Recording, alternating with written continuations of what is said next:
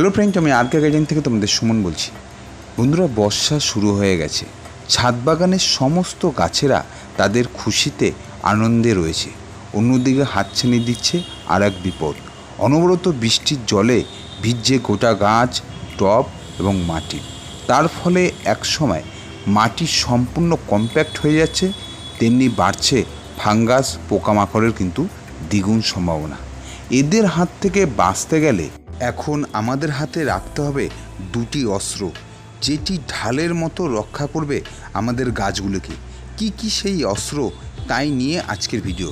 বন্ধুরা, ভিডিওটি তোমরা সম্পূর্ণ মনোযোগ দিয়ে দেখো, একটা পয়েন্টও মিস করো না। পয়েন্ট মিস করলে আমাদের বাগানের কিন্তু এই বর্ষাকালে বড় বিপদ কিন্তু ডেকে আনবে। বন্ধুরা, ভিডিওটি ভালো লাগলে একটা লাইক করে দিও এবং নতুন বাগানি বন্ধুদের বলবো চ্যানেলটিকে একটা সাবস্ক্রাইব করে দিও এবং বেল আইকনটিকে অলে প্রেস করে দিও, যাতে নতুন ভিডিও তোমরা আপডেট পাও। বন্ধুরা, এই দুটো অস্ত্রের পাশাপাশি আমাদের কিন্তু আরও কিছু বেসিক পরিচর্যা করতে হবে। আমরা এই বর্ষার সময় আগে প্রত্যেকটা টব দেখে নেব যে নিচের হোল্ডগুলো বন্ধ হয়ে আছে কি না। তাই যে সমস্ত টবগুলোতে তোমরা দেখবে জল জমছে, সেই সমস্ত টবের এই নিচের দিক থেকে যে কোনো একটা লোহার কিছু দিয়ে বা যে কোনো একটা কাঠি দিয়ে নিচের এই হোল্ডগুলোকে তোমরা একটুখানি ভালো করে ছাড়িয়ে দেবে। এটা যদি করতে পারো, যে টবে যে জল বৃষ্টি হওয়ার পর যে জল জমছে, সেই প্রবলেমটা কিন্তু থাকবে না। আর এই প্রবলেমই যদি না থাকে, তাহলে কিন্তু গাছে ফাঙ্গাল লাগার চান্সেস 100% কমবে এবং গাছে কিন্তু ডাইব্যাক হওয়ার প্রবলেম সম্পূর্ণ হারে কমে যাবে। এটা কিন্তু তোমরা অবশ্যই করবে। বন্ধুরা, এখন যেহেতু প্রচণ্ড বর্ষা হচ্ছে, এই সময় দেখবে টবের মাটিতে কন্টিনিউ জল জমতে থাকছে, তখন কিন্তু সেই সমস্ত টবগুলোকে তোমরা এইভাবে নিচু করে দেবে। বন্ধুরা, শুয়ে যদি দিতে পারো ওই সময়, তাহলে কিন্তু এই জলের যে টবের মাটিতে জমছে, সেই সমস্যাটাও কিন্তু সমাধান হয়ে যাবে। বন্ধুরা, এটা আমাদের বিভিন্ন ধরনের ওষুধ বা ফাঙ্গিসাইড সমস্ত কিছু দেবার সাথে সাথেও আমাদের কিন্তু এটা অবশ্যই কিন্তু করতে হবে।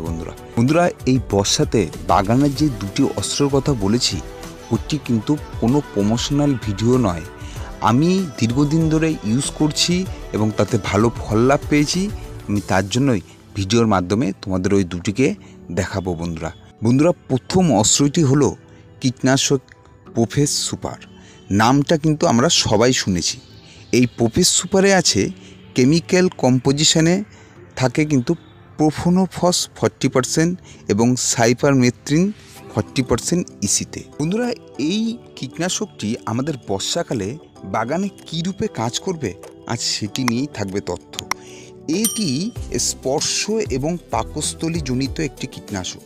অর্থাৎ এটি যদি স্পর্শ হয় পোকার গায়ে এবং পোকার পেটে যদি যায়, তাহলে কিন্তু পোকা সাথে সাথে কিন্তু মারা যাবে। এটি পাতার উপরে যদি আমরা স্প্রে করি এইভাবে, তাহলে কিন্তু পাতার ভেদ করে পাতার নিচের দিকে কিন্তু চলে যায়। বন্ধুরা, পাতার নিচে পোকামাকড়গুলোকেও কিন্তু মেরে ফেলে। কচি পাতার নিচে যদি এরকম লাভা বা ডিম, তোমরা এই যে দেখতে পাচ্ছ লাভা বা ডিম, এরকম টাইপের ডিম যদি থাকে, তাহলে কিন্তু খুব কম সময়ে এরা কিন্তু নষ্ট করে দেয়। এই কীটনাশকটি অন্যান্য কীটনাশকের থেকে কিন্তু দ্রুত পরিমাণে কাজ করে। কোন কোন পোকামাকড়ের উপর এই কীটনাশকটি সবথেকে ভালো কাজ করে, চলো আমরা দেখি। এরকম লিপ মাইনার বা ম্যাপ পোকা, বন্ধুরা, মিলিবাগ, জাঁত পোকা উপর সবথেকে বেশি ভালো কাজ করে। এছাড়াও সাদামাছি, ফল ছিদ্রকারী এরকম পোকা, ডগা ছিদ্রকারী পোকা, বিভিন্ন রকম লেদা পোকা এবং পাতা শোষণকারী পোকার উপরও এটি কিন্তু ভালো কাজ করে। এটি লাল মাকড় আর এরকম হলুদ মাকড়ের উপরও কিন্তু ভালো কাজ করে। বন্ধুরা, এটি তোমরা প্রতি লিটার জলে 1.5 থেকে 2 ml মিশিয়ে এরকম বিকালে তোমরা স্প্রে করবে প্রত্যেক 7 দিন অন্তর। বন্ধুরা, এই যে কীটনাশকটি, এটি কিন্তু 15 দিন অন্তর একবার স্প্রে করলে হয়ে যায়। যেহেতু এখন বর্ষাকাল চলছে, তাই কিন্তু আমাদের প্রত্যেক দিন অন্তর তোমরা 1.5 থেকে 2 ml 5 লিটার জলে নিয়ে তোমরা বিকালের দিকে স্প্রে করবে। যেহেতু এখন বর্ষা চলছে, তাই বাগানের সমস্ত গাছে কচি পাতা বেরোচ্ছে, বিশেষ করে লেবু গাছে প্রচুর পরিমাণে কচি পাতা বেরোচ্ছে। আর এরকম শোষক পোকা বা পাতা খাওয়া পোকাগুলো এখন কিন্তু প্রচুর পরিমাণে আক্রমণ করবে। শুধু এই পোকা নয়, বিভিন্ন ধরনের পোকা আক্রমণ এই বর্ষাকালে প্রচুর পরিমাণে দেখা দেয়। তাই তোমরা এটা যদি ঠিকঠাক স্প্রে করতে পারো প্রত্যেক 7 দিনে, তাহলে কিন্তু এই সমস্যা থেকে আমরা কিন্তু বর্ষাকালের এই যে পোকামাকড়ের সমস্যা থেকে গাছগুলোকে মুক্ত করতে পারবো। বন্ধুরা সাবধানতা হিসাবে তোমাদেরকে বলবো, যদি কোনো ফল গাছে ফুল ফুটে থাকলে সেই সমস্ত গাছে তোমরা স্প্রে করবে না। এতে উপকারী পোকা যেরকম মারা যাবে, তেমন কিন্তু পরাগ মিলনে বাধা হবে।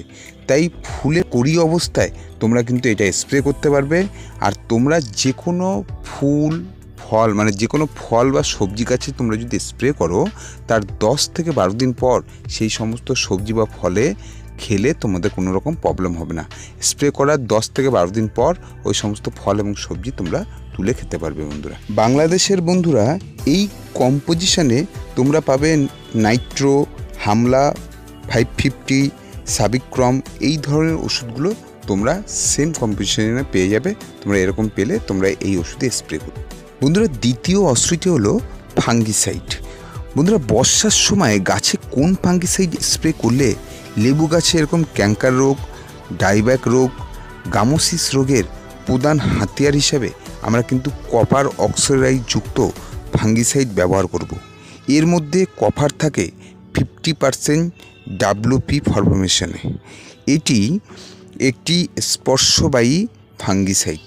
এটি গাছে ছত্রাক লাগার আগে যদি আমরা স্প্রে করতে পারি, তাহলে এরকম পাতা হলুদ হয়ে যাওয়ার সমস্যা এবং পাতা পচার এরকম সমস্যা, শিকড় পচা, গোড়া পচা, বাদামি স্পট এবং বিভিন্ন ধরনের রোগের হাত থেকে কিন্তু খুব ভালো কাজ করে এই ফাঙ্গিসাইড। বন্ধুরা তোমরা এই ফাঙ্গিসাইড প্রতি লিটার জলে 2 গ্রাম করে নেবে, নিয়ে তোমরা এরকমভাবে স্প্রে করে দেবে।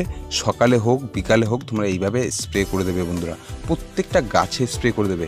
এবং যদি দেখো ফাঙ্গাল প্রবলেম লেগে গেছে যে সমস্ত গাছে, সেই সমস্ত গাছে তোমরা 4 গ্রাম করে নেবে, পার লিটারে নিয়ে তোমরা স্প্রে করে দেবে।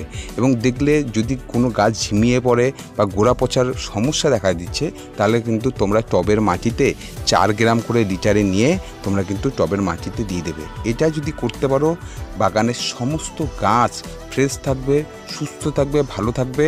বর্ষাতে গাছের গ্রোথ বৃদ্ধি যেরকম হবে, আমরা গাছকে কিন্তু সুস্থ রাখতে পারবো, গাছকে এই সমস্ত রোগের হাত থেকে। বন্ধুরা ভিডিওটি আজ এখানে শেষ করলাম। তোমরা সবাই ভালো থেকো, গাছকে ভালো রেখো।